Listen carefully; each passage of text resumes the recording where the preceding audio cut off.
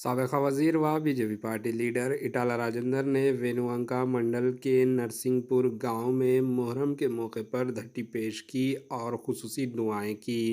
इस मौके पर इटाला राजेंद्र के हमरा व बीजेपी पार्टी के माइनॉरिटी लीडर्स की कसीर तादाद मौजूद थी। Bureau report, AHN news.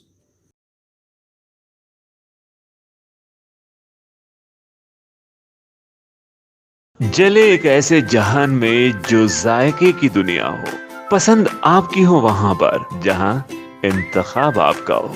खुश आमदीद बेकवेल केक हाउस, जहां कुदरत के जायकों का मिलाप होता है, मोहब्बत में डूबती है अनोखी तरकीबें, तजुर्बे के आंच पर महारत पकती है और फिर कुछ नया बनता है। बेकवेल केक हाउस के नए डिलीशियस दम के रोट्स, असली घी और खालिस बटर में तरबतर, काजू पिस्ता बादाम के लज्जतदार मिलावट के साथ जायके खुशियों के। बेकवेल केक हाउस, टोरी चौकी, एक्स रोड, हैदराबाद।